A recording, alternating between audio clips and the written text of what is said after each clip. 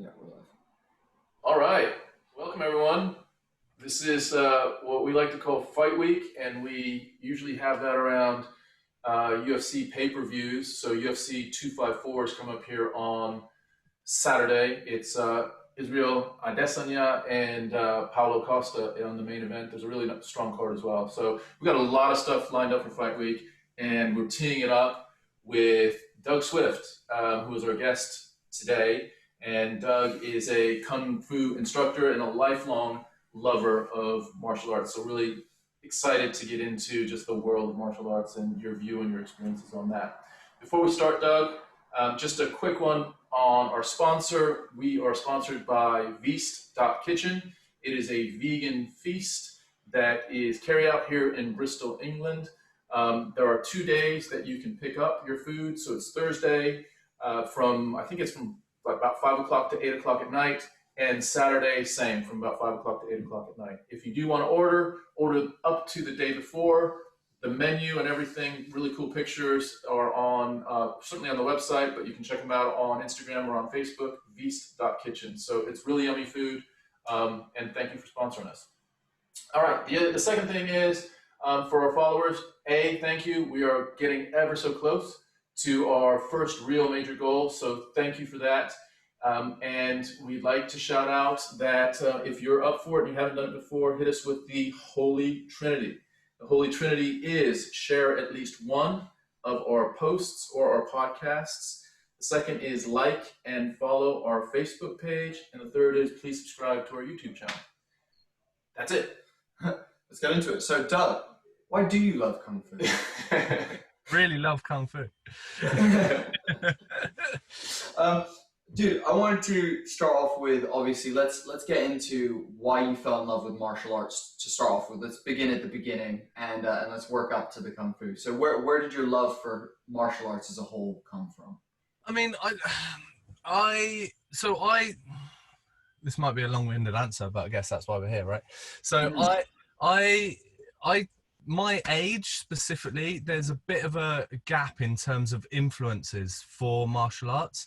And I guess I'm the Karate Kid era in a way, but like just one film isn't really much of an influence. So there's a load of people my age that kind of got into martial arts just because they thought it'd be interesting, rather than like the Bruce Lee guys that were sort of 10, 15 years before us, or the UFC guys that have came out sort of in the 90s or whatever. So I couldn't really say that there's anything specifically that's out there that got me interested in martial arts, but there were some kids at my school that were doing karate, and for some reason I felt like that would be a really cool thing to do, so I just went along with them and then kind of stuck with the training and just carried on. So there's no draw necessarily, it was just something inbuilt. And like with the shop, you see people all the time, they just kind of wander in and they don't really know why they're in the shop, and they're just like, oh, I'd really like to do something, but I don't know why. And I think that's with traditional martial arts nowadays, there's nothing really that tends to specifically that draws people in, maybe an obscure film here and there, but really people just, I think, see that it's just an interesting thing to do and then get involved that way. So yeah, I mean, there's lots of stories, I guess, from, you know, people that got bullied at school, so they wanted to learn to defend themselves, or films or whatever. I had none of that really. It's more just, it just seemed like a cool thing to do, so off I went. You know what, that's super interesting that you brought up, like, all those pieces. I was actually, as you were saying that, I was like piecing together questions to ask you, and you were like, oh, and you ticked each one I was going to ask. It's like, oh, perfect. No, yeah. It's really interesting because I think martial arts are nowadays, like you said, something that are, especially the traditional martial arts, because everything is becoming mixed, because there's so much crossover in so many different areas now, it seems like the traditional martial arts are becoming more of like a fringy kind of thing, and that you have to find interest in things like that in terms of doing it, at least more action. But I also think the bullying thing is interesting, because for me, that's why I started karate when I was younger, because we moved to Spain and I was being bullied and whatnot.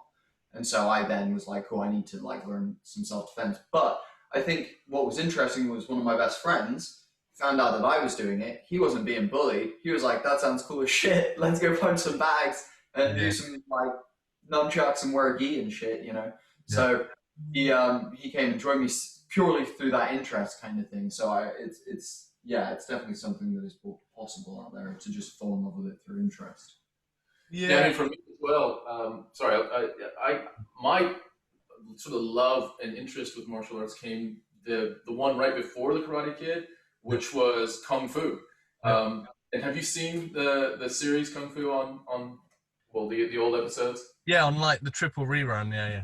Yeah, exactly.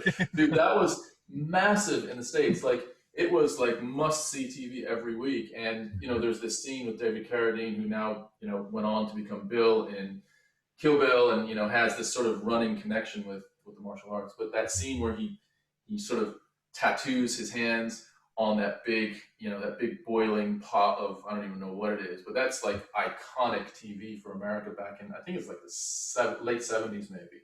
Yeah. That was for me, and then for you, definitely it was Karate Kid, wasn't it? Oh, I was going to say also movies influenced me massively.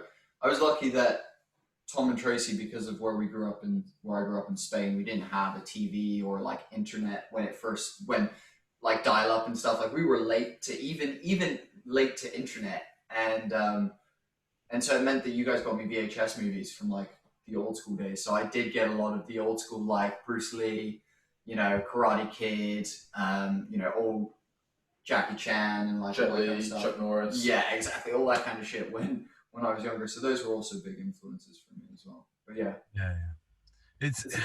It's funny. Like I've never particularly liked martial arts films, so don't bother asking me about films because I won't know anything about them. I don't particularly enjoy watching martial arts films, kung fu films, like partly because it's so stage played. Yeah, it's not how martial arts are. Yeah. So like it's not even how traditional martial arts are. So it kind of does my head in a bit watching them. So it's, even though there is like a lot of people are influenced by them, and especially if you end up standing in a pub and mention that you do kung fu, almost guaranteed whoever you're talking to will start reeling off all these kung fu films that they love. Like I think I'm definitely in the minority, but yeah, I don't particularly like watching them because I'd rather just train. No, I'd rather train and learn the martial art rather than watching fake noises and like crying, telegraphed kicks and punches, and I can't be doing with it. That's super interesting. So do you then watch any of like the professional sports? Are you watching like martial arts competitions then, because it's a lot more obviously realistic? Oh well, on the flip side, so things like UFC or Thai boxing comps or boxing comps, it really makes me cringe watching people getting hit repeatedly in the head. Like seeing some of the older guys coming in the shop regularly and seeing, you know, not all of them, some of them are pretty well together, but some of them are pretty punch drunk, and you know, like they're getting problems with their heads and the concussions, and then, you know, and seeing these younger guys just getting absolutely hammered in the head, I also find that quite difficult to watch for a different reason. So I've never been particularly interested in the actual fighting side of martial arts, and that's just a personal thing. Like, it's, even in training, I know I'm missing out on like a huge chunk of information by disregarding the fighting side of stuff, but it just doesn't interest me to do it. So I'm just not interested in being like hurt or injured particularly. So, and then I'll just lose that aspect. But yeah, watching it as well, I really like the early UFCs because I think it was really interesting when they were matching styles and people had set styles and they were like pitching against each other, which is just from like an information point of view, that was really interesting. It also stopped a lot of kind of trash talking of each other's martial arts, and it kind of separated the traditional from the fighting, like a very clear cut separation, which I think was really good actually for martial arts in general. But nowadays, like mixed martial arts has just become a style, isn't it? So and it's easier to cross train from fighting styles, but like people aren't cross training really from traditional stuff to you know, the fighting based stuff. It doesn't really happen. But so that's So, yeah. you know, so I was going to just explore because, you know, we all talked about our experience with martial arts, and we had little like signature moments when we were younger that we connected to. And you can say that probably about, I'll generalize here, about most boys, they have that type of connection to a martial arts at some point in their life. But, you know, typically the story is you've done it a certain period of time, you've gone to a certain level, and then you may change to a different martial art, or you may just kind of move away from it. This has been something that's been like your life. So talk a little bit more about what happened, because this is now how many years later that, you know, when you first were in that Karate Kid phase, and here we are, you know, a long time later, and it's still a big part of your life. Yeah, I mean, it's a big part of my life, and obviously, like in terms of how much I spend on like being around the martial arts scene, it's quite a lot because I've got the shop as well. So it's become my career as well as my hobby. But like, I probably train as much as anyone else. Like, you know, it's not. I mean, you can only train so many hours a day, right? Like, you just get burnt out if you're working full time, and you you know, you've got other hobbies that you do. You can't train that much. So I think like the social media, like I wouldn't post anything on a kung fu social media account that wasn't kung fu. So it makes it look like I'm this guy that's obsessed with kung fu.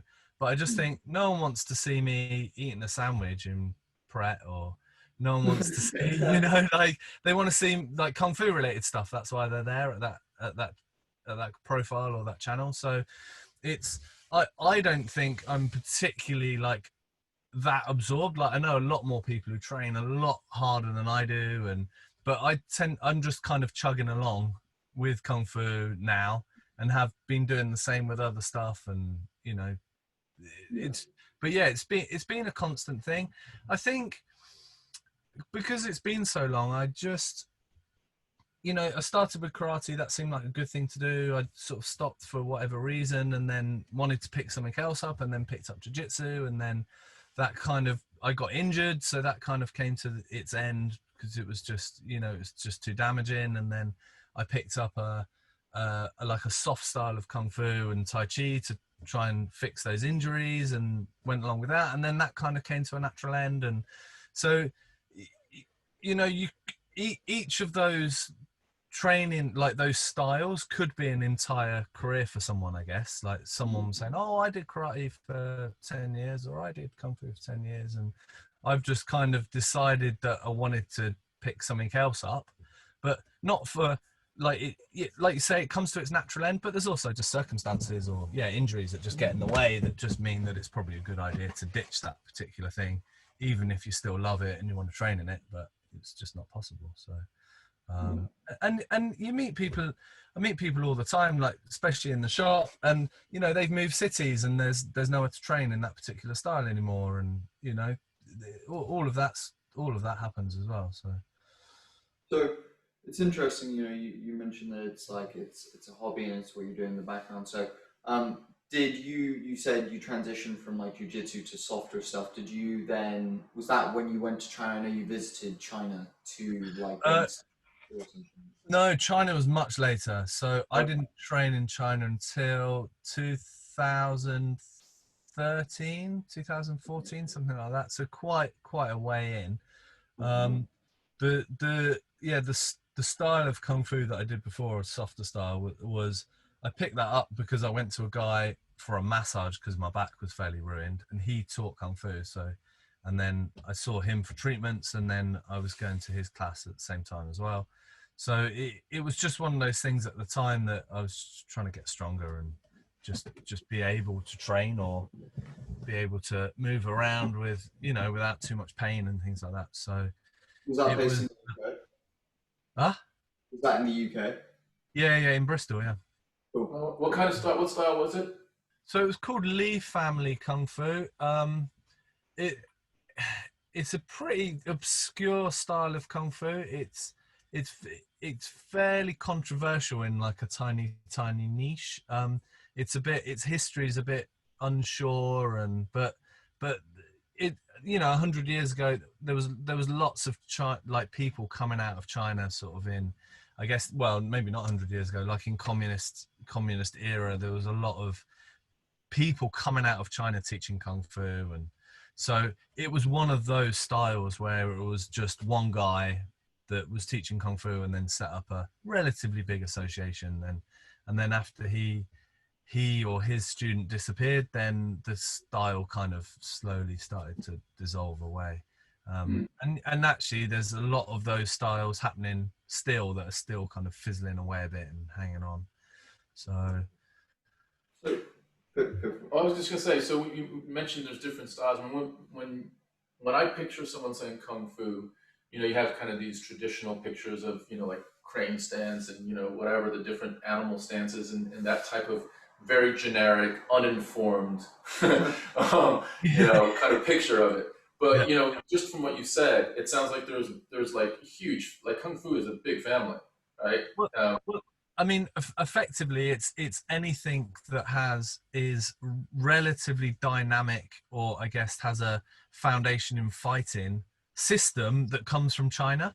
So you've got 1 billion people, and it's not that long ago where that size of population was all in villages.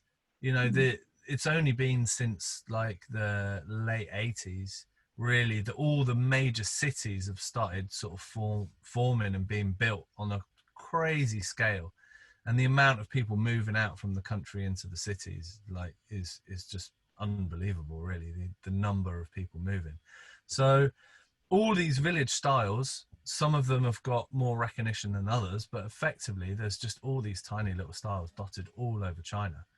And some of them have become to be fairly well known. Some of them are grouped, like I guess like Wing Chun got out into Hong Kong fairly early, so that got really well known. But there's other styles that just like I've never even heard of that occasionally pop up now and again. And there's a whole load of like Muslim based styles like the Qingyi Liu Chuan that no one's ever heard of really outside of sort of specific soft kung fu. And there's stuff all over the place, and it's massively varied in terms of what people concentrate on. So some of it really focuses on fighting, some of it's really focused on flexibility or power, or it's focused on internal stuff. So that idea of someone's in a crane stance, or a lot of other people will think of the Shaolin monks in their orange robes. Some people will think of like Ip Man with their Wing Chun. And so it's a massive group. And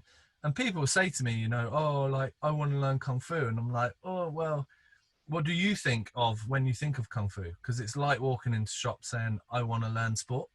Like I want to go and learn sport, like where can I go? So and then think, what do you think of when you think of kung fu? And they're like, oh, the orange robes and doing backflips. And you're like, fine, go and see the temple guys like that. Within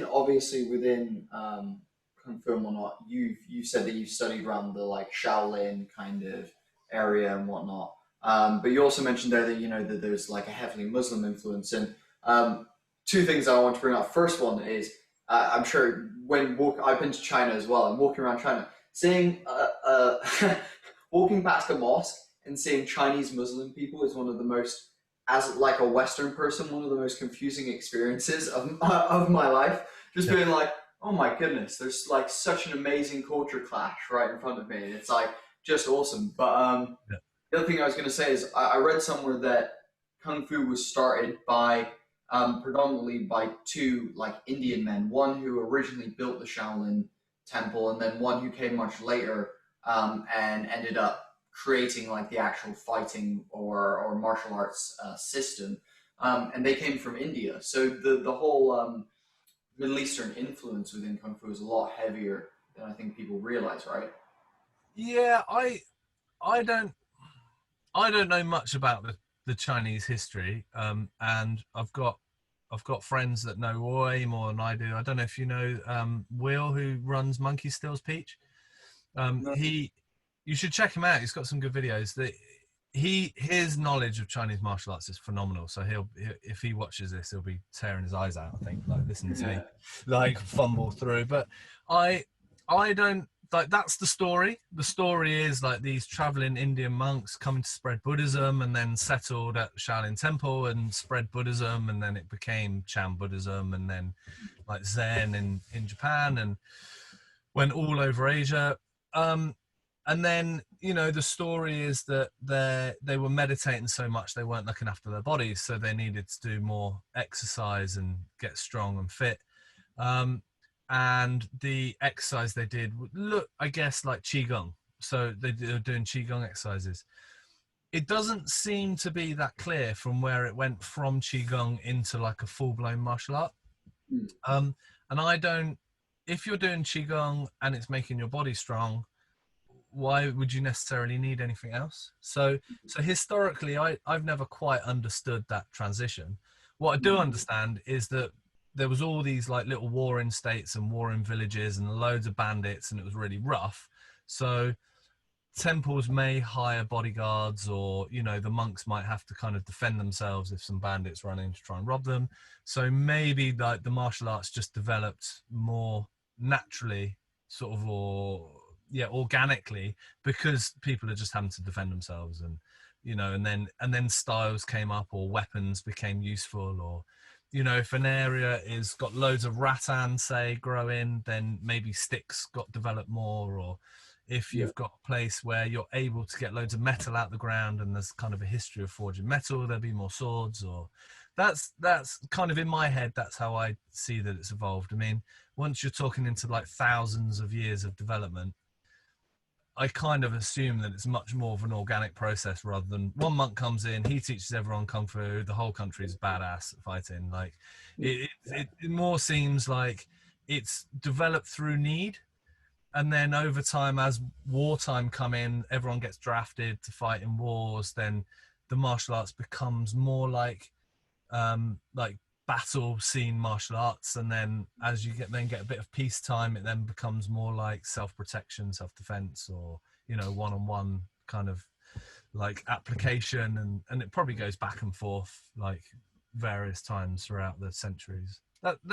That's how I see that history in my head. And you look at various different martial arts, and that seems to be the case with different martial arts. So like I always think karate is much more like a way of training peasants to fight again, like in wars. So it's a really quick way to train peasants. They're all in line, they all punch really hard and kick really hard straight on. So you can just line up a load of peasants and then just like fly at people in the line. In my head, that's what makes sense. Whereas styles like kung fu is much more, if you were on a road and you're getting attacked by bandits, something like kung fu at the time would probably be quite useful, and probably more useful than, say, karate. If you can swing a big stick around, or a stick with a big sword on the end of it, then that's going to be much more useful. So that's, in my head, that's how I see the development of kung fu, but I don't know if that's historically accurate in any way whatsoever. Purely made it up. Yeah. It's a great segue into kind of the whole weapons kind of side of it, because a lot of traditional martial arts do not use weapons. A lot of them are hand-to-hand combat. You look at Brazilian Jiu-Jitsu, you look at definitely some forms of judo and things like that. A lot more of it is hand-to-hand contact. And you said, you know, it comes out of necessity. If you've got bamboo fucking growing, you can grab some bamboo and turn it into a stick, or, you know, you got metal on the ground, you can turn it into a sword. That makes sense. So I was maybe going to ask, like, tell us about maybe what your favorite weapon is, or like what you've studied. Like, is there a weapon that you're more proficient in, and why you've made that connection with that weapon, maybe? So just on your other point, on like Brazilian Jiu-Jitsu and Judo being like, I would class them as relatively non-traditional systems, because they're relatively new. So traditional is obviously a very vague word, right? Like, what does that mean? Like, if you're, say, a boxer, you might see Judo and BJJ as being traditional, but they're sport-based, so they're competition-led, they're rule-based, you know, they're relatively new. So Judo is only what, like 120 years old? It's not that old. Like Brazilian Jiu-Jitsu is 30 years old, like way younger. So like, traditional's pretty vague, I think, and I would push them slightly more to the sport like martial arts sport or fighting styles. Also, they do have background from traditional martial arts, I guess. So like the traditional Japanese jiu-jitsu or the like the Budo styles, the samurai stuff, they kind of come from there. But anyway, just separate point. Blabbing on. I told you I'd blather on for ages. What was the question? Weapons. The weapon, weapon, your favorite? Yeah, favorite weapons. I mean, I guess stick. Like Shaolin's known for being like. Is that the long one? Yeah, like a 6 foot or slightly longer than 6 foot sticks, I guess. Yeah. And I've done various stuff over the time. The style that I'm doing now has sort of stick and sword. And what's the style you're doing now, Doug? So so I was doing Shaolin for 10 years or so, maybe a bit longer. And just ask you, is it belt based? Like, is there a progression of competency or expertise, or how does that work? No, so for both actually, it's just about training. So in Shaolin, you'll just train until someone says you can teach, and then you'll teach. Okay. And I mean, I think even without like grading systems, you can pretty much walk into any class and you can see who the people are that have trained a long time, and you can see who's just started and all the rest of it. It's pretty easy to tell in most martial arts. I mean, I guess it will be the same for most sports, right? If you had sort of an Olympic fencer and then someone that's just started fencing, like anyone could tell straight off the bat like who was who. But yeah, so Shaolin doesn't have grades. You just go and train. I guess you can sort of tell-ish, like by the amount of forms people know. So I guess the more complex the forms, the more complex the weapons. But there's so much information out there online nowadays that anyone can just pick up like an advanced Shaolin weapon and just learn that. Like a lot of the circus guys have started showing that. Like they're picking up rope darts and doing all kinds of stuff that the Shaolin guys have never done because they've just focused on that. So it doesn't necessarily hold true, but I think you can usually tell how sharp someone is. Straight off the bat, you can tell kind of what level they're at. But yeah, so I was doing Shaolin for quite a while and trained at the temple a number of times. And then a buddy of mine went to a school that's just down the road from Shaolin, and it's a much older, like, more traditional style of Shaolin Kung Fu. It's just one of the village styles that's existed around that Shaolin area. So I just started training there, and I've been doing that for the last 3 or 4 years, something like that. So a lot of the forms are the same, but there's a lot more detail in the movements and a lot more about like body mechanics and connections. So dude, let's in my mind, I'm thinking, let's get down to the bare bones here. Come on in. So picture, right? You're walking out of a village in China, right? Yeah. Down a dirt road. Yeah. Here comes like 4 bandits. Which style of kung fu do you rate as the one that you need to have to like take care of business in this situation? You don't have a weapon. Let's say you don't have a weapon, then you do have a weapon. And they haven't got anything. No, they don't have anything, but they want to shake you down. They want to hurt you for whatever reason. It's the traditional thing. This is genuinely my answer, right? This isn't a joke. This is genuinely my answer. Okay. I'd want to be like an Olympic, like middle to long distance runner. But it's true, right? Like if you can run like 7 miles at what the bandit sprint is, what are they going to do? Unless if they've got a gun, even if they've got knives and sticks and whatever. If you can run, if you're fit and you can run, see you later. You haven't got to protect anyone else. You run, right? Like it makes sense. It doesn't make sense to me, but you're ruining my image. Let me rephrase it. Why would you fight It makes no sense, right? Why would you risk getting like your head stoved in by 4 guys? Just leg it. Yeah. And then you can run back to the village and do some more kung fu training, right? Like, rather than spending 6 weeks in hospital, like. Yeah, it's true. It's true.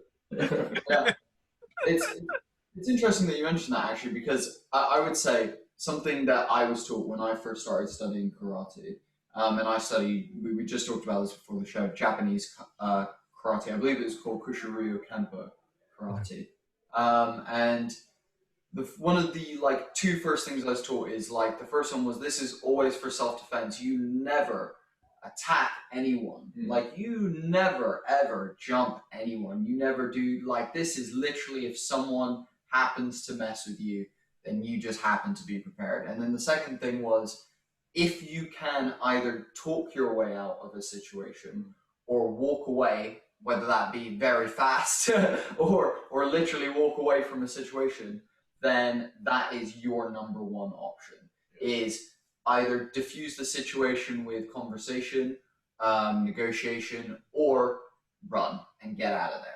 Yeah. Then your final resort is cool, the shit that we are about to teach you to defend yourself. And I think it's interesting that I would say a lot of, you know, the modern martial arts that you're talking about, there's some that are, in my opinion, a little bit better for that. So I would say like Brazilian Jiu-Jitsu is a heavily defensive system. It's very rare that you're going to run up and throw like a flying triangle on someone in the middle of a street, you know. But I would say versus something like boxing or like kickboxing, Muay Thai, things like that, you can go out and strike with someone. So it seems to me like that message of run and do that, it's somewhere been lost. It feels like for me in a couple of generations of like, this is defense, this is not. I'll build on that as well. Like, and if you can't run and you have to use our stuff, only use it to the degree where you've de-escalated the situation. You can walk away. Don't like pin it to the ground or like you're not there to like blast dudes, knock them out with spinning heel kicks and then end the show. You know. Yeah. It's. I mean, there's a few things on that. Like one, if you're walking down a gravel like village in China and 4 bandits come at you, if you want to use Brazilian jiu-jitsu on those guys, you are going to get your head stoved in. Yeah. Like there is like Brazilian jiu-jitsu is amazing in settings. It's amazing for challenging other martial artists and making them feel rubbish, because it's just a different thing, isn't it? Brazilian jiu-jitsu is something that actually hardly any other martial arts do ground fighting. Yeah. So of course Brazilian jiu-jitsu is going to beat other martial artists. Like, of course it is. You know, it's like putting a rugby player on a football pitch. Like, of course it'll be rubbish. Like, it's anyway. So, but can I add something to that point to kind of build on it? When I lived in LA, I guess about 20 years ago, and I took a Wing Chun, a period of time in Wing Chun with a very renowned Wing Chun instructor. His name was Hawkins Chung, spelled differently. Right. But he was direct line, like I think not even a generation away from Bruce Lee, but like was really right in there. And he was in LA and whatever. But his point was, I think someone asked him one day, so what happens if someone takes you down? And his response to your point was, you don't get taken down. But there wasn't like and this is what you do. You know, I mean, like Wing Chun does have, you know, sort of like little oblique kicks and you know, a lot of like very close contact hand strategy. But there wasn't the additional like, and if you do get taken down, this is what you do. It was just like, look, we're just not we're not even gonna address that. It's just not part of reality for us. Yeah, I mean, I would say he's sort of right in a way that isn't something that Wing Chun deals with. Like we're not going to talk about that because that's not what we're learning here. You know, it'd be like walking into a French class and saying, but how do I say this in Spanish? You know, it's not relevant. The thing he said wrong was just don't get taken down. Like, I mean, that's dumb, isn't it? Like, well, what if you do? I think a problem with martial arts is that if you spend your whole time saying, yeah, but what if, then you actually never get anywhere.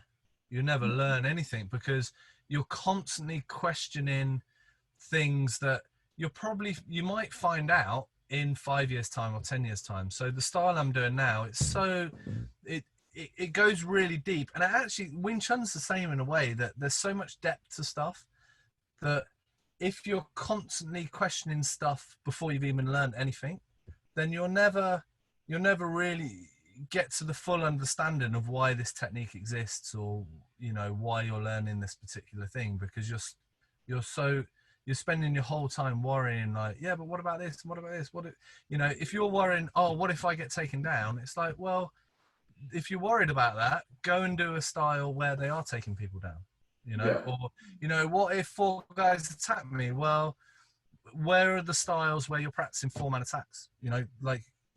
Some of the self-defense jiu-jitsu styles are doing that, like Krav Maga. Those kind of styles are answering those questions, but it's not necessarily a question for, like, the takedown question for the Wing Chun guy. It's, maybe that student's in the wrong class. Like, that would be my answer. Yeah, and I think to your point, Wing Chun's got so many benefits, but if you concentrate on one particular area, like close range striking, in the main for Wing Chun, if you're like sessioning close range hand-to-hand fighting to the nth degree, other things have got to be thrown out the window, because you just don't have time to concentrate on other stuff. So you're going to have to chuck out throws and takedowns. You're going to have to throw out, like, whatever, like weapons attacks and all the rest of it. So that's how I see it. So I love martial arts because there's such a broad range, and people can pick and choose what they want out of different martial arts. And nowadays, like in the 80s when I was training, it was karate and judo. Really, there was some other bits dotted around, bits of taekwondo. But nowadays, there's so many martial arts. You can literally almost cherry pick the things you want to do. So I want to do a bit of self-defense and I want to do some ground fighting. So I'll do Krav and I'll do BJJ. Like, it's, I want to do something really traditional, steeped in history. I want to be able to, like, travel to China, blah, blah. There's an option for you there.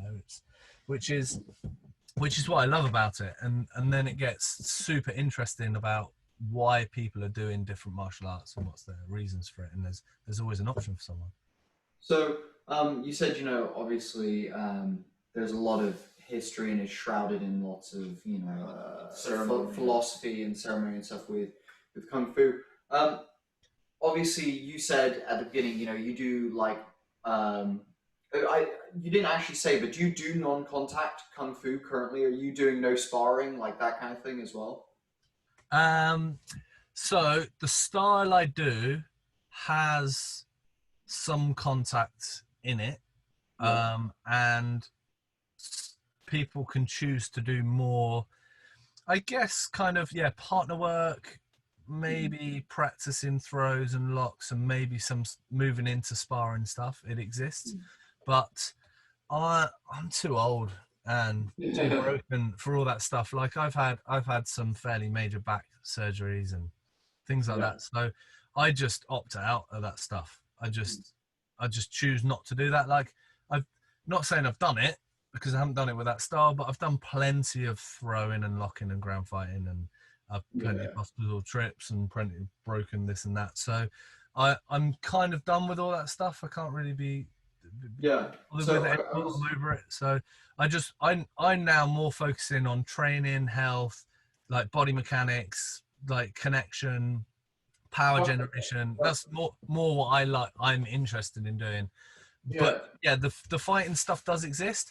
But if you wanted to learn to fight, it would be a terrible system to do. Like, it would be absolutely terrible. You'd be way better off just doing boxing or Thai boxing. Yeah, that's what I was going to say, because obviously if you're doing like less sparring, less full contact stuff, I was going to say, what are you like benefiting from this? You mentioned, like health, your body, all that kind of stuff, mental stuff. Yeah. Are you doing like the meditation stuff? Are you like heavily involved in maybe the religious aspects of Chan Buddhism and things like that? Or what are you getting now from like your Kung Fu? Like you said, is it mainly for the health and all that kind of stuff? Yeah, I mean, I guess it's like asking someone why they play football, right? Mm-hmm. like, why did you play football? Do you do it so you can like run really well? And they're like, no, I just love football. It's like, oh yeah, but do you do it so like you get really strong and like, you know, really fit? So when you're out on town on Saturday night, you look amazing. And they're like, no, I just love football, you know? So it's kind of the same answer for me with Kung Fu. Like, I just actually really enjoy the training. And there's no other real reason. There's no kind of byproduct. And you get byproducts. So you might get stronger or more flexible or whatever. But actually just that training is interesting to me. Like the physics behind movement and how you can make movement more efficient, or you can make your power output more efficient. That's interesting. So that's what I like training. But just being in like a Kung Fu class or with a group of people training, meeting people from all over the world, getting to travel, all of those, I guess, are parts that add into a hobby that's interesting for me. Yeah, amazing. No, yeah, that's kind of what I was wondering. Like, what was the part? So it's the learning and the interesting aspect for you. The like the educational side almost of it. The developing your body plus mind through education. Yeah, and the constant progression, like knowing that I can just keep learning and learning and learning, and there's no end to it. Like that's interesting for me. There's a lot of, I think there's, in say for the fighting styles, there is almost a natural end. There's there's a point where your body's either too worn out, you're too old, or you're training with people that are just far too strong because they're young and you know all the rest of it. So whereas traditional martial arts doesn't really have that, and there's obviously styles that are simpler in terms of what they're doing, so how much you're learning week by week or month by month might start reducing. But then the styles like the softer styles like the Tai Chis and some of the softer Kung Fus, like the Bagwas and Xingis, they're pretty much endless. Like there's no end of learning. There's always going to be someone that can do various things better than others, or someone that's worked much more on sensitivity or much more on flexibility or strength or power. And so there's always something to get stuck into and learn.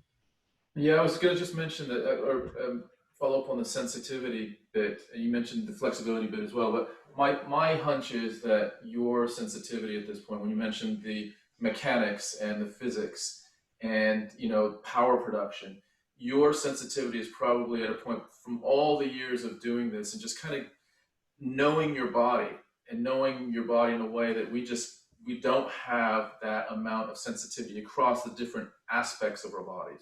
We just have, as a beginner, you're focusing on maybe one part of your body, right? But as a lifelong practitioner, you are aware of the subtlest posture movements that will enhance or will detract from a certain move. Can you talk a little bit about that? Yeah, I mean, and that's interesting, right? So like that in itself is an interesting aspect of of training, and the fact that it's attached to Kung Fu is for me makes it more interesting. But there's people now that are going out there and doing stuff that's just about movement and sensitivity. Like I get them in the shop like a lot more now, and they just do like movement, like flow state type like movement classes. And a lot of that is just about understanding your body and how you move and balance and posture and all the rest of it, which is interesting. But I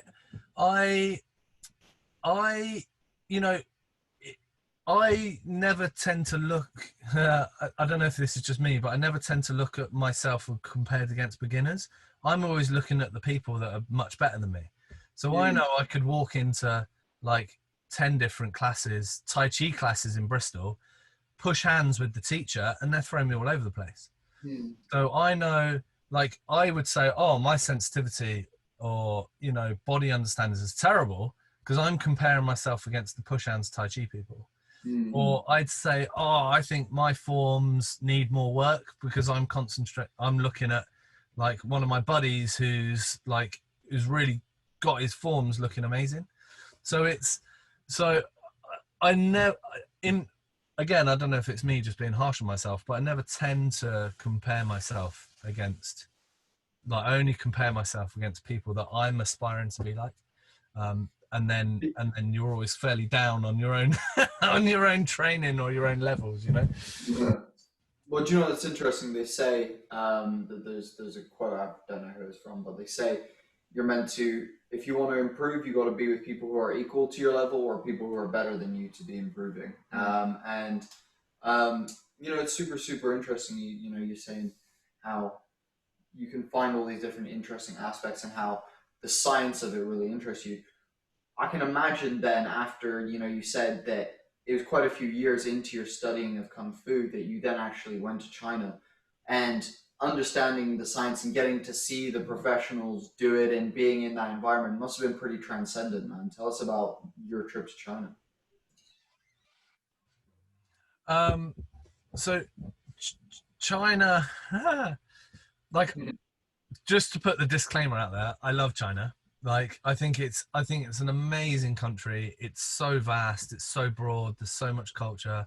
But China is a bit of a kind of like dream killer in a way. Like there's a lot that's amazing about China, and I haven't really been that many places in the world where you genuinely feel like you're in somewhere so different. And it's so, like, there's so many unknowns. Like, no one's speaking English. If they can speak English, they're not going to speak English to you. You know, like the idea of even just how you like just practically pay for something. Like, MasterCard and Visa doesn't work in China. Like, there's only certain banks you can withdraw cash from, and you'd only know it like if you were there. You know, you're constantly lost in China, and just you're like a lost kid in China the whole time. And I really like that. I think it's really healthy to go there and be a real foreigner, you know, in a country, and be completely out of your depth. But in terms of like the training there is this kind of hype that, you know, the temple is an amazing place, and it's, you know, it's just beautiful, and you're just gonna have the most beautiful time, and, you know, and the monks will all be super chilled, and they'll be levitating and running around the walls, and, you know, and you'll learn to fly in a week, and, you know, all this, there's all this stuff, and actually when you get there, it's dirty and it's full of tourists and the food's terrible, and, you know, you train, and the monks don't want to teach you. Like, they don't care. Like, they want to either chill out or hang out with their buddies, or, you know, go on tour and get paid for it, or, you know, they don't want to teach some foreigner who's just rocked up and, you know, knows some kung fu but not much, or knows a bit of Chinese but not much, and and it takes time. You know, if you wanted to make friends, or, you know, get a proper teacher in China, you've got to be there for years. Like, you've got to be fully fluent. You've got to spend years and years and years training there and building those relationships.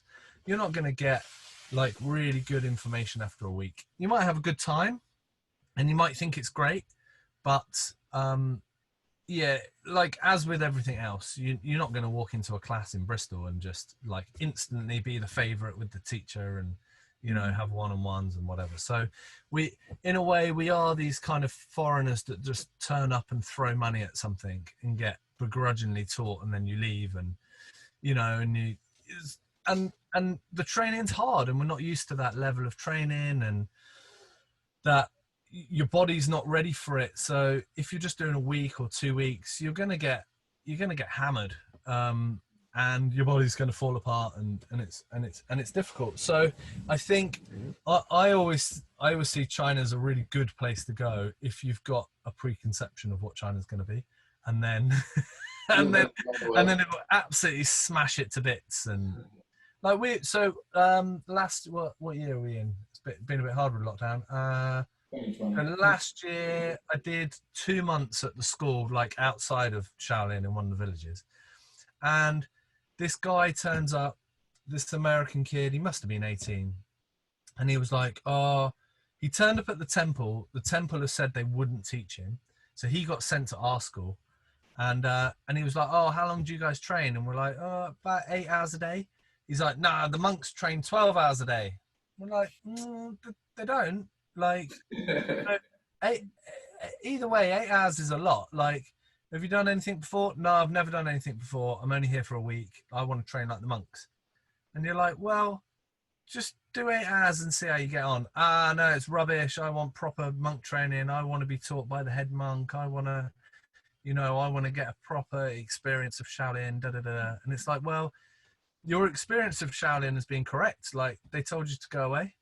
Like, they told you to get, they sent you to another school and basically said, when your kung fu's better, maybe come back if you want, or just please leave us alone. Yeah. I mean, he left after a day because he couldn't handle it. Like, he did the morning, he didn't get out of bed for the first session, and then the second session he couldn't handle it, and he sat down, and then, he was like, oh, this is ridiculous, like the training's too hard, and then he left. And it's, we had a pretty chill day. So there is these massive preconceptions about what China's going to be, and it definitely isn't usually what people expect it to be. The thing is that, and you spoke about, it's almost like a cultural thing right now, where we are in instant gratification. We want it now. I want to be an expert at it now. I want the full experience of, having what a monk has developed over 30 years. You know what I mean? I want to be able to go home and say, yeah, I did that. I ticked that box. It's just kind of where it is right now. And, it's unrealistic for sure. But you said you've been, so this last time you went for a couple months, how many times have you been? Well, I lived in Shanghai for 3 years, so I would get like weekend trips or just go for a week and things like that. So I've been a fair few times to the temple and to the school as well. But the year before, did I do a month? I think I did a month, and then last year I did 2 months. So it's a real big part of your life, the Chinese culture, and just kind of getting in there and experiencing it. And Kung Fu is probably part of that, but it's China sounds like it's a big part of your life. Yeah, I like China. Like, so if I wanna learn this style of Kung Fu that I do, there's not that many teaching it. So there's me, and there's a buddy of mine, Bert, that teaches in Bath, and that's it for the UK. And then there's a guy in Holland, there's a guy in Switzerland. It's kind of it, like there's other people dotted about here and there that train in it, but actually people teaching, there's around the world. There's a guy in the States, there's a guy in Japan. Like, there's not that many people dotted about teaching the style. So if you want to learn it, you go to China, you're just going to get so much more. So I always think of it in terms of years spent in the UK. So if I go to a class in the UK for, say, an hour and a half once a week, in China you do 8 hours a day, right? So you can almost get like a month's worth of training in one day. Yeah. If you think about it, like you get 6 hours in a month if you go once. If you go twice, it's 12 hours. You've done that in like a day and a bit. Yeah. So if you're going for 2 months and you're training 8 hours 6 days a week, the amount of Kung Fu time, like just training time or like mat time or whatever, is just massively more than what you can do in the UK. Like, you've got to work. You can't train 8 hours a day in the UK 6 days a week. It's just not possible, unless if you've got like someone bankrolling you or a trust fund or something. But it's still pretty difficult. Like, even the classes aren't going to be available really. So that's the main reason why I go, just because it's a bit like an upgrade. You just go and just plug in an upgrade. You do the month or 2 months, and then you just come back like a year better. It's almost like hitting the fucking nitrous on your learning curve, almost like steep a little bit. Or like a steroid injection for the bodybuilder. You know what I mean? It's just an injected upgrade. So you're like, right, I just pay some money to get to China and train. And then but you do get all the other stuff that goes along with it. Like, China's completely mental. So like go in there for 2 months. You get let out now and again to see places, and you know you can travel a little bit while you're there, and so you get to see loads of other things, and you meet loads of people, and so you get to learn a bit more language, and you know eat the food, and so How do you all do it that's though? part of it. Do you go with a group, or do you go solo and end up at a place that you train and you know that they know you're coming, you know you're going, or is it a kind of an annual, you know, certain amount of people that you've done this with before?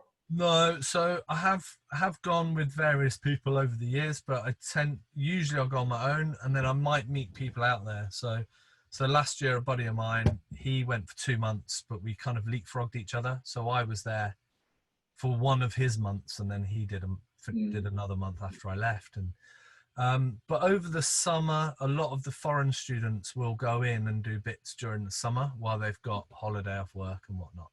So people will do 3 weeks or a month off work. So the summer, if you want to train with all the other like higher level students, then the summer is the time to go. And you know, and people know each other, so it's kind of like a good time as well. But yeah, most of the time I'll go on my own. My Chinese is all right, so I can get around China relatively well. I've just got like the kind of basic level of confusion rather than just completely at my depth. So it's yeah. Do you know what? It's a couple things I want to mention. So I'll end it with a question, but yeah, China. So I recently went to China just before coronavirus. Like literally, Yeah. I left China the month before coronavirus like had its outbreak. So I missed it like so luckily, basically. But yeah, the preconceived notion is exactly right. You're 100% right. I went in thinking one thing and stepped off the plane and was like, what the fuck? Like, this is not at all what I was expecting. I don't know why in my head I was like, it's a communist country and it's like downtrodden. Like, I expected it to be. Nah, in the cities, the infrastructure is better than anything we have in the UK. Like, it literally makes London look hilarious. Well, Like, they've built that in like 15 years. yeah, exactly. So It's crazy.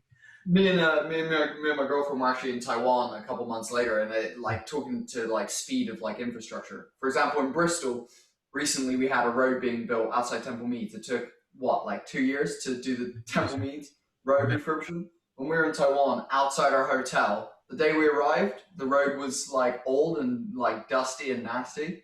The next day, they tore up the road. The next day, it was paved and painted. Well, like one of the major things is the time it's taken us to not build the high-speed rail from London to the north. China's built over 10,000 kilometers of high-speed rail. Yeah, exactly. The bullet trains in China are nuts as well. Yeah. But I think, yeah, the culture shock was just mind blowing. The food, also, I would say some of the best food I've ever eaten in my life has been in China. And the worst. Yeah, definitely had some very interesting meals for sure. Yeah, horrendous. Yeah. But what I was going to ask, so you said, you're in Shaolin, you're, like you said, it's this different experience. It's not maybe what you were expecting. It's, so on and so forth. So I actually visited Shaolin as well, and I did the main temple and climbed the mountainside next to it. Went to the cave where the dude. Ammo. Yeah. And like it was really beautiful. It was really amazing. I came away maybe a little bit underwhelmed in some ways. Like maybe you did as well. From the demonstration that they put on and a few other bits, I was just a bit like, But what I want to ask is, at your place where you're doing 8 hours a day, give us a breakdown of what that 8 hour schedules look like. Do you guys have like a lesson plan? Are you doing like, cool, it's forms in the morning, then it's like weapon work for a couple hours, then it's like rest and lunch? What's your like routine? What does that 8 hours look like? So you'll get up like 5:30, 5:45, and you'll do like an hour. And that's, so I've been like in early April, so it's still dark, and then obviously in the summer it's light by then. But I mean the times because it's close to the equator than we are. The times are fairly sort of like sunrise and sunset is fairly standard. It fluctuates a bit. But and then yes, we do an hour in the morning. Then we'll have breakfast at about 7ish, and then you have a rest. So you eat and have a rest, and then you'll train 8 till 10. And then you get that time off basically. So you get 4 hours off, and then so you can have a sleep. Everybody has like dinner at sort of 11:30, 12, and then everybody has a sleep. Like they basically shut down the school, everyone goes to bed, you know, and then they have an alarm that wakes everyone up. And then you're trained so when I started there this year, we trained 2 till 5, but then it got so hot in the middle of the days, it was like 38 degrees, that they chopped that down to 3 till 5 instead. And you just get a little bit extra chill out time. But yeah, 2 till 5, and then you'll have something to eat about 6, I think, and then you chill out for a bit longer, and then you'll do evening training. And evening training's pretty chilled out. It's not that heavy. It's a bit more just like a bit of stretching, or if you wanted to do a bit of meditation or just run through forms or anything like that. It's not particularly led. But the first session in the morning will be like warm-ups, stretching, a few technical things, but nothing major. It's basically just a warm-up, a bit of running. I don't do the running because of my back, so I just go for a walk, but most people run uphill a bit. And then second training, again, another run, more stretching, and then mainly drills. So loads of walking drills, loads of kicking drills. That's basically the 2 hours. In the afternoon, more running, more stretching, and then it will be maybe more kicking drills, and then you'll do forms basically. So the last hour and a half, you probably work on forms, and you'll either work on a form that you know, or you'll get taught a bit from the instructor. So the instructor will float around with whatever you're practicing. They'll add a bit more onto a form, or adjust, or give you a few pointers or whatever. And that takes you up till the evening, and then the evening you're just kind of doing whatever you fancy. But there's no, it's much more chilled on the evening. You're training in the dark pretty much. So the mix of your students as far as representation of countries. The students at the school, the foreign students. Yeah. At when you're in China. So the school's kind of split. So there's it's probably 200 or 300 Chinese kids, and they have their own Chinese coaches, and they tend to be split by age. So it's mainly Chinese kids who live there at like a proper functioning school, but they'll spend 8 hours a day training Kung Fu, but they'll also do lessons as well, like reading, writing, math stuff. And they learn standard Wushu, partly because most of the parents don't want their kid learning traditional Kung Fu. They want them learning Wushu and Sanda. So what is the difference between traditional and Wushu? So my interpretation, which I'll probably get in trouble for, my interpretation of Wushu is more like the backflips and the loads of spins and the screaming and the really bendy swords and all that sort of stuff. So I would say that's Wushu. Some people would say that's traditional Shaolin. And what you see in Beijing, where they're wearing like bright blue with the embroidered dragons, and they're smiling with loads of makeup and doing flippies and screaming, that's Wushu. So there's a bit of a sliding scale to Wushu, but yeah, once you're doing backflips and you're screaming, I kind of think that's Wushu. That's Wushu. And so they're all doing that because that's where the market is in China. That's what the parents want their kids learning. All the foreign students that come get separated, and we tend to train their own, but there is a number of Chinese kids that want to learn the traditional stuff. And we learn the actual traditional stuff. That's the head guy at the school, the teacher, that's his that's his thing. That's his village style that he's passing on. But yeah, a lot of the Chinese don't want it. They don't want the Chinese traditional stuff because they think it's old and there's no value in it, and it's just for old people and there's no point. They want something that's going to be able to make their kid have a career, and in a way that kind of makes sense. So they're almost buying a career for their kid, because once they've got kung fu, they can do demonstrations, they can coach, they can do, you know, go and do competitions, they might be able to teach abroad, etc., etc. Whereas traditional stuff, it doesn't look great in demos. It doesn't, you know, there's not a big market for it. So that's the cash cow in terms of foreigners coming over and paying, and then locals paying. They do the wushu. Does that make sense? Yeah, got it. Yeah. Talk to you mentioned your back a couple times. Is that tied to your years and years of practice, or other things?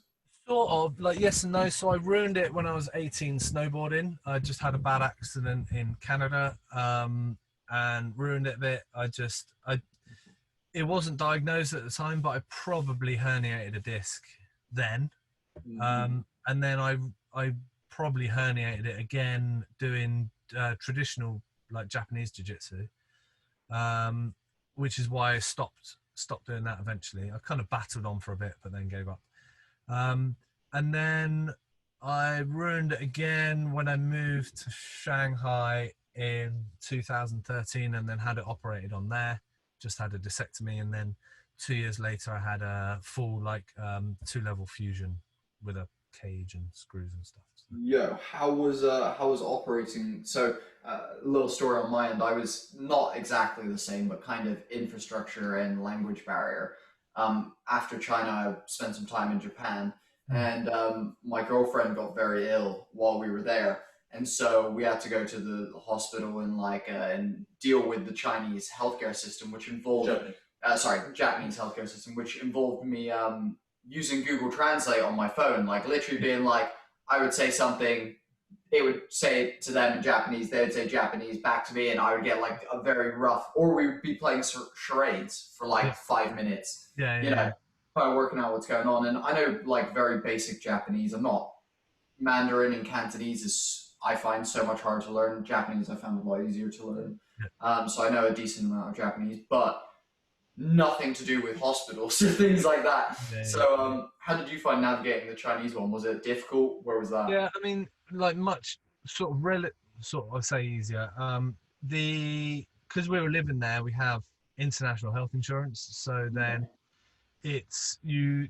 China has separate international hospitals, which are designed for foreigners, but Chinese people with money can go there as well.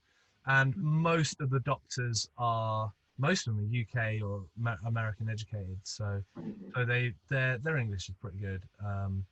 There's you also have this what's it called? It's basically like a go-between for people who need medical care like worldwide, and you call them up and they'll send you places where they know that there's English speakers or experts in the thing that you need. So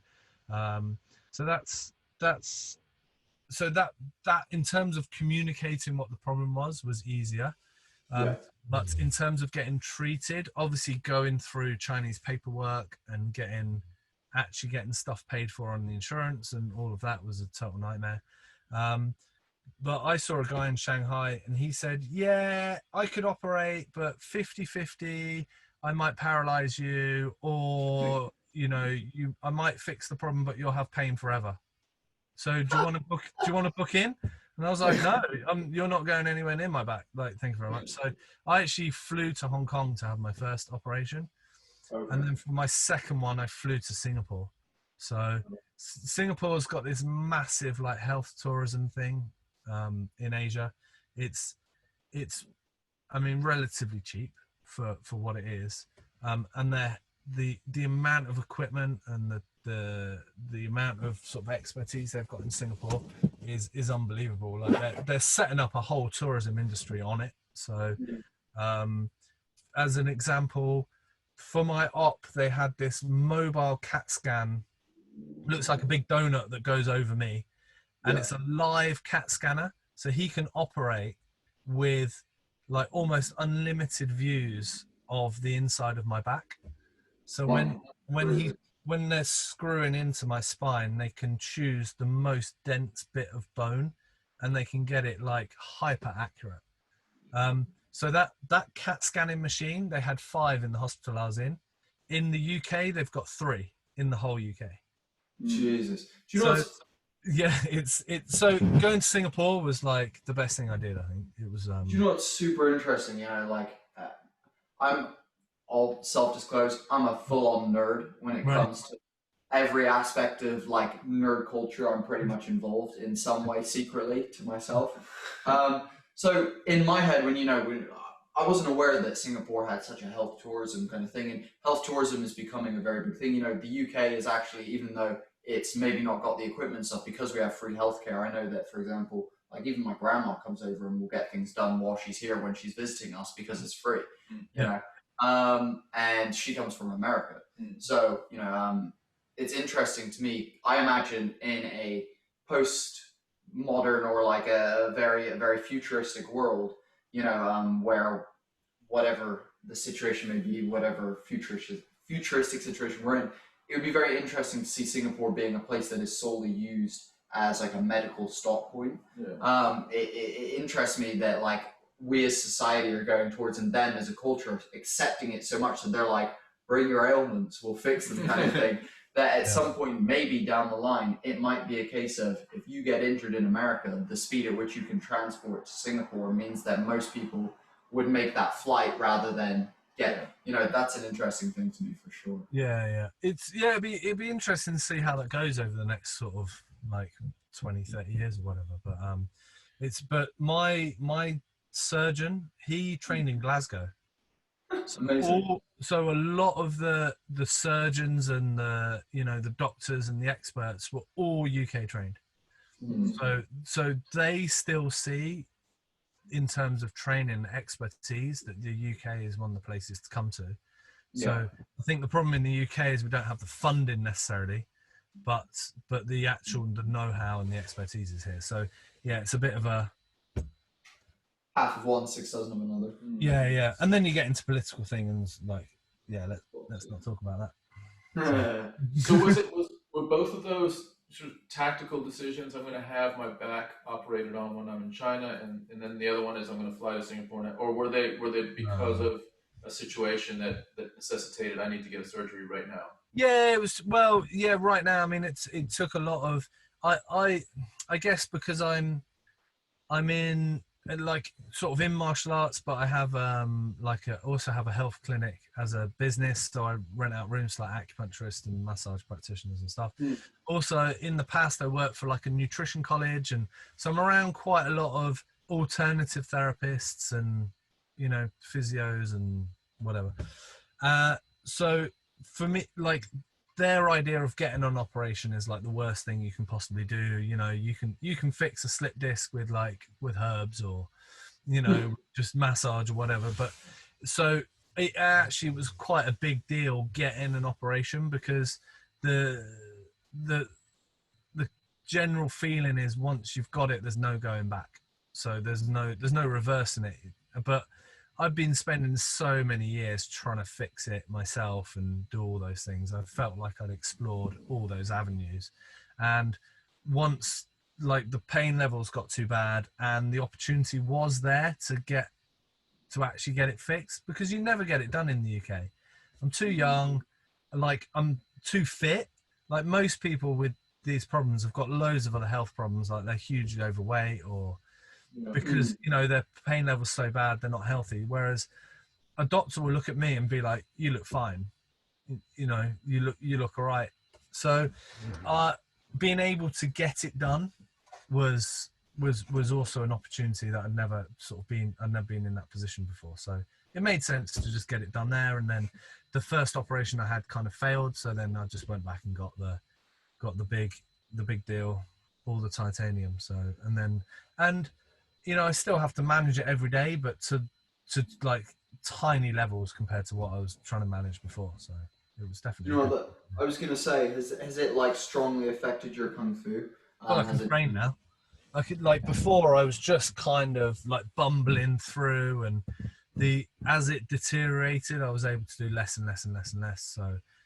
So now, and then once I'd had the op, I was then adding on more and more and more over time as I got stronger and my physio got sort of more complex and whatever.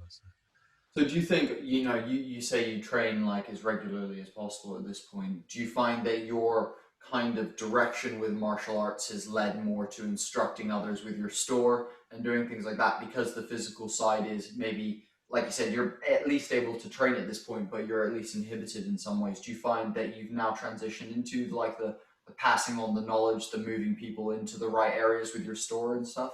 Not really. Like, first and foremost, I want to train. Like, I want to train. I just have to be careful. That's all. There's just certain stuff I admit, like the fighting and like partner work or getting chucked on the ground, or when someone thinks, "Oh, let me show you this technique," I'm like, "No, you're right. Thanks. Show someone else." Like, I'm not. Yeah. If it's running up the mountain in the morning, I'll just pat, like, no, I'll walk. Thanks. And if someone's gonna make me do it, I'll just tell them I'm not doing it. Like, I got in a really big argument with one of the monks in Shaolin because he was just insistent that I run.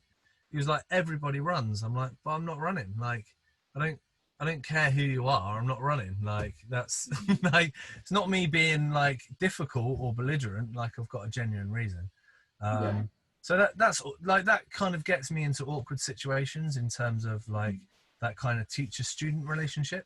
But on the flip side, that's how it is. So if it means I'm going to have problems with a teacher, but then I'm going to be pain free, then I'll take the pain free. So it's That's it. Kind of when you said that, it evoked an image I have of Chinese masters sort of taking people to the very edge of their abilities. Jan talks about that as a younger man. Yeah, or like and even like in Hollywood, you have the image of Pai Mei, the master, taking his students to the breaking point, but for the reason of building that resilience and that strength and that will.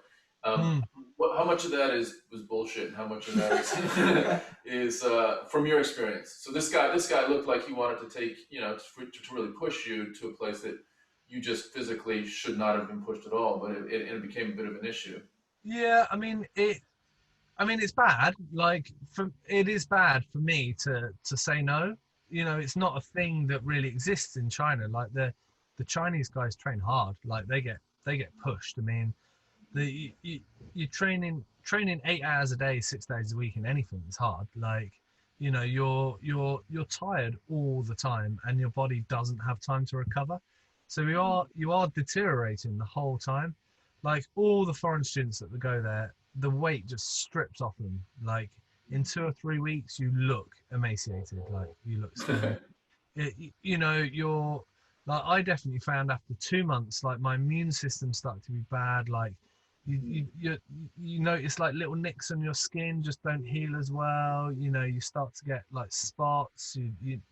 You're getting colds, and you're just not recovering. And so that's partly diet, like, because you're just eating like boiled like cabbage and rice, and it's just, you can't live off that, like, training that much. But it's also the training. So yeah, you do want to be pushed, but like, I'm 40 now. I don't like, I'm not 15. I don't have growth hormone or testosterone like flinging through my body. Like, Are you? you just can't. Fucking hell, you look good for 40, dude. So like, I'm hiding like my thin so you kind of want to be a good student, but at the same time, like, I've been through all that. Like, that China's pretty good at having this, they understand age. So I'm almost the same age as the guy who runs the school, so it does mean that I get ignored a bit because of my age. It means I don't get the same kind of instruction that a 20-year-old would get. But on the flip side, I get left to my devices, so I'm not getting beasted horribly. So it swings and roundabouts, I guess. Yeah, I have a question for you. let's say a youngster comes into your shop and Shout out Enzo. Shout out Enzo Martial Arts on Gloucester Road. On Gloucester Road. Your shop, by the way, is like one of the biggest shops in Southwest, isn't it? So martial arts shops are a bit of a dying breed. I don't actually know of any like south of Birmingham anymore. Right.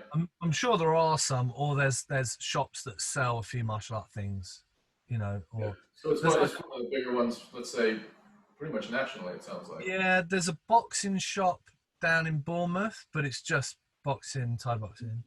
There's not, in terms of traditional martial arts, there's hardly any now. Like all the ones in Birmingham, like a lot of those closed down like in the last 5 years, and the ones around London all shut a while ago. So yeah, there's just not that many shops anymore. It's a shame really, but I guess that's like all those shops or people that I knew that were running them said that the internet really killed them. So sort of early 2000s, they were running quite good mail order before that time.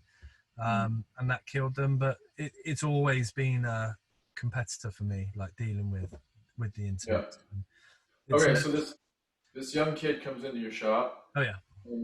And you know they're on Instagram and they see, you know, Conor McGregor and they see Floyd Mayweather and they see Logan Paul and they see, you know, all this different stuff happening around mixed martial arts and martial arts in general. What would you say to them about Kung Fu that they might not have considered? That's a great fucking question. That you know, that there's something that drew you to it, and what might draw them to it. So they'd have to ask.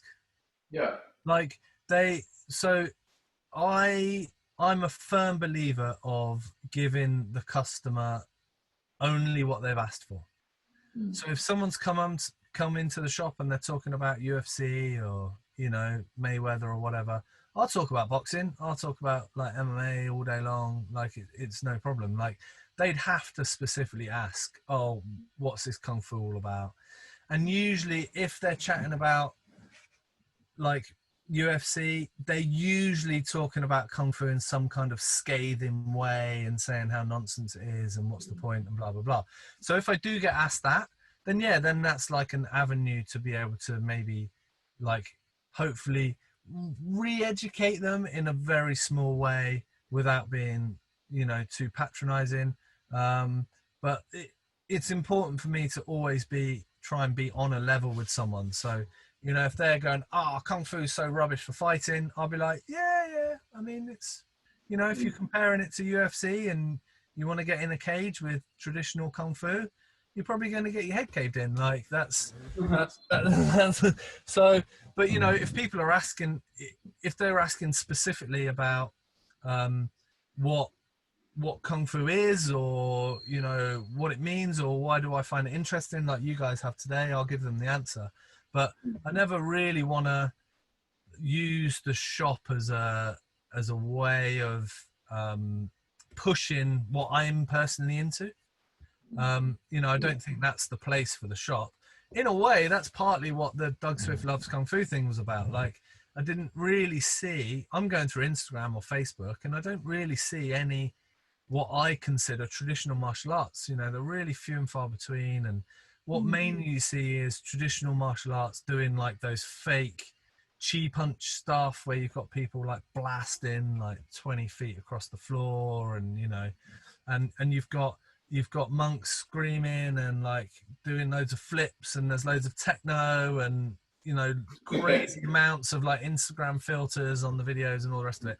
Like there wasn't anything where there was just traditional Kung Fu. So that's partly why I started doing that and started wanting to make videos for the channel, just so people could see that traditional martial arts wasn't techno, Instagram filters and like fake cheap punches, you know. So that's why it started. But I wouldn't ever want to force it in anyone's face, or, you know, the information would only come from questions rather than me giving it. Does that make sense? Yeah. You know what? I've got one like final question for you that I was really, really interested in is after watching your rope dart video and checking that all out.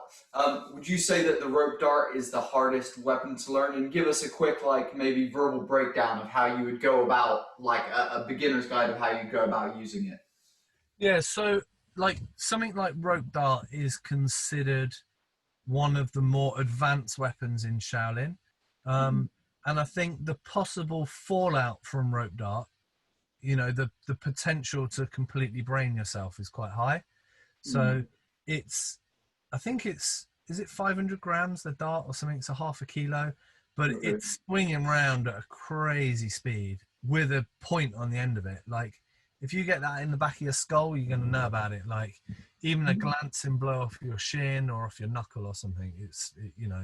Can you describe, just for viewers that aren't familiar with the rope dart, kind of Yeah, just so go the through? rope dart's probably the size of like a sausage, something like that, but it's metal, so it's solid steel, and it's just a pointed dart, but it's quite thick and chunky. Yeah, about half a kilo in weight. So And that it's on the attached end, to.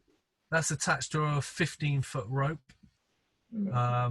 So it's, and you're, and I guess the original aim of it is like some, like chucking, I guess theoretically throwing rocks at people, but then being able to get your rock back. Yeah.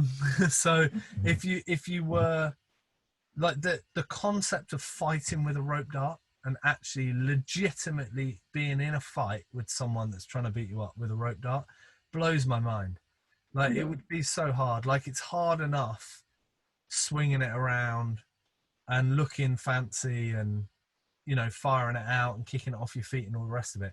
But actually having a scrap with someone, I don't know how someone would do that, really. I don't know. I don't know how that got developed. I don't know if it's a case of, if you're up on a high wall and you're just throwing it down at someone and then pulling it back up and chucking it down, whether it started there and then it just got developed. But there are a lot of weapons in Chinese kung fu that were developed to like showcase the school. So like demonstrating and theatre performances, like the Chinese opera, has been part of China for a long, long time.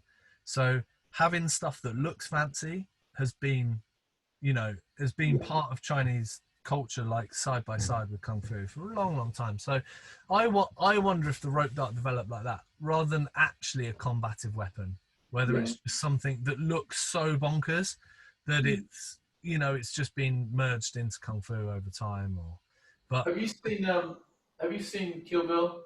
yeah. What's her name? Go Yugari. Gogo Yugari, that has the. I mean, it's not a rope dart. It's a metal, like a. More like a meteor hammer, but a big one. Yeah, yeah, like a Macy type thing. On the Yeah. end. But the work that she does, like through her legs and wiping around, like Around her winding neck around her and- neck and stuff like that. Yeah.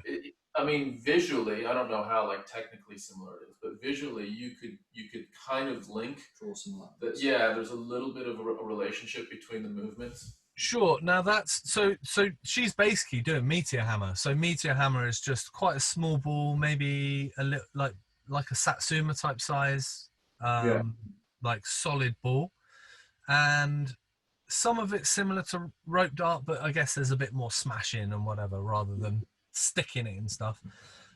So yeah, it's pretty, like, in terms of what she's doing, it's relatively accurate. Like, she's good, but again, like, actually it looks believable on film, and that's the job of the filmmakers, to make that look like it's a legitimate weapon. But actually consider some like Saturday night testosterone fuel tight t-shirt guy that wants to take your head off, and you've got one of them. You'd be lucky to hit him once, you know. and he'd be so annoyed that you've hit him. He's, you know, that's the end of it. So the kind of film fighting that makes things look cool and arguably realistic, I just think like, could you do that in the real world? I'd like to see it. I'd like to see someone try, like, give it a go. It'd be awesome if someone could and someone trained for that. But no, I don't think that's a realistic option. But it does draw people into kung fu, and if that and if that's, say if that scene in Kill Bill meant that more people went and found Shaolin and got training in Kung Fu and picked up rope darts, and then that's awesome, right? That's what you want. You want people to get involved, as long as they're realistic, I think, about what it is they're doing. Like it's, but like on the, again, on the rope dart point, like in terms of it being difficult, I did just for hobby, I did a bit of circus stuff in the past, like a bit of juggling and, you know, poi when it first came out in the old days. So swinging stuff around my head and understanding where that is when I can't see it now comes fairly naturally to me. I don't have a problem with swinging stuff around. But if you don't have that body awareness and you're swinging a rope dart behind your back and you can't feel where it's coming or where it's going to pop out, then rope darts are a scary weapon. Really, really scary. And learning where it is the hard way is a really, really hard lesson. So you have to wear like a helmet and like padding on your back and stuff. I mean, I would think it's no. Go for it. You just gotta. Yeah. It might be the day. there's also no build up, so there's no weapon. It's not like bow, staff, and then spear, and then double-ended spear, and then, you know, like, or 3-section staff. There's no obvious progression with rope dart. You just, off you go. Like you're starting, you're doing it. But again, like, you could just learn rope dart on its own. You don't need Kung Fu to do rope dart. There's some bits that would look way better if you had a decent stance and you had decent body connection and control. You can tell between the circus guys doing rope dart and the Kung Fu guys, like instantly, like what training they've done. But you don't necessarily need it in order to be proficient with a rope dart. You just got to put the hours in and stove your head in. So. You know what, Doug? It's really refreshing to talk to someone about Kung Fu and to have had this conversation with you, and for you to be what I would deem realistic, and you to be grounded within realism. Because I would say, in a lot of cases, people that I've talked to in the past that have been Kung Fu practitioners, or people on the internet that I've experienced that are strong Kung Fu believers, it's like they're like. You know the whole point that you made about, you know, if you put straight up traditional Shaolin Kung Fu in the UFC, it's just not going to happen, because at the end of the day, it's not made for that. And I think, you know, it is exceedingly refreshing, like you said, with all of this stuff, every single part that, you know, we've dissected with you today. You know, you've been very real about that, and I think within the Kung Fu community, at least that I've experienced, that's a rarity. So thank you for being one of those people and being legit and giving us a very grounded point of view. I think actually it's been real refreshing to get that from the Kung Fu community, at least on my end. Yeah, no worries. I mean, on that point, like, because I'm exposed to so many different martial arts, you just chat to people. Like, I think, you know, people are saying, "Oh, Kung Fu is the best fighting system in the world. I do like Shaolin Kung Fu. I could take anyone on." I'm like, just go to a boxing gym. Go to a boxing gym, or like Thai boxing gym, because they're much happier, like, spar with people, whereas the boxers actually will be a bit more reserved about sparring with someone straight off, whereas the Thai boxers are quite happy to go for it. So go to a Thai boxing gym and tell them exactly what you told me, and, you know, off you go. Like, just decide how good your Kung Fu is, you know, because all they do is fight. You know, everything the Thai boxer does is geared up for kicking someone as hard and as fast as you can. That's all they do.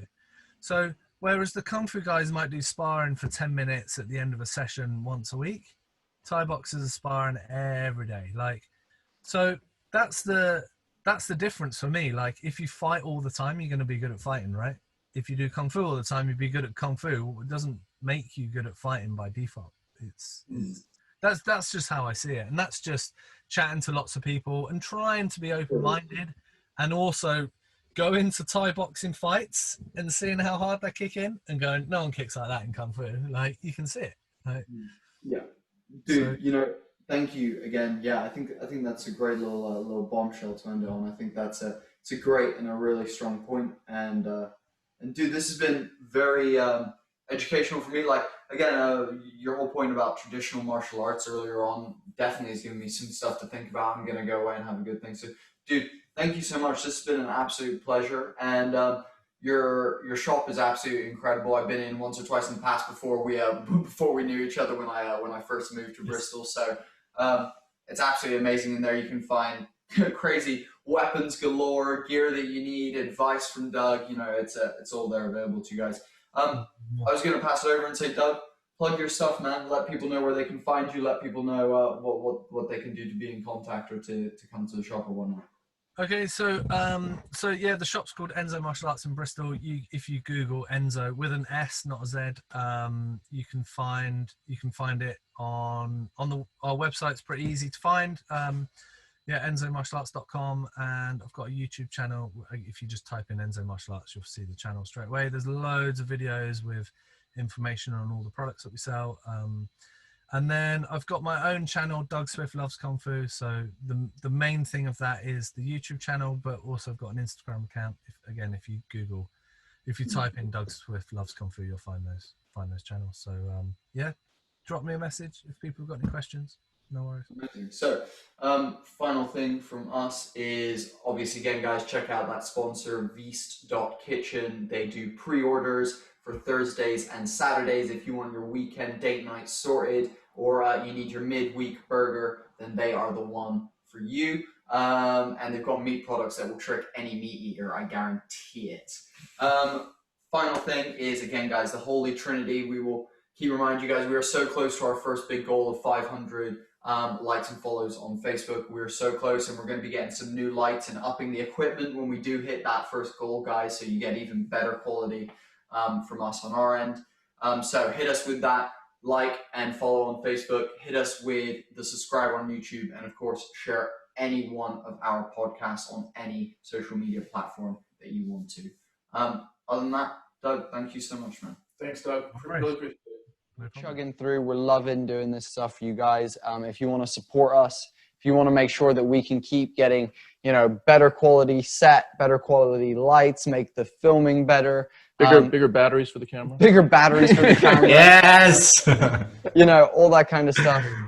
You can do that by just liking, following the page, and subscribing to the YouTube channel. That is what really makes a difference to us.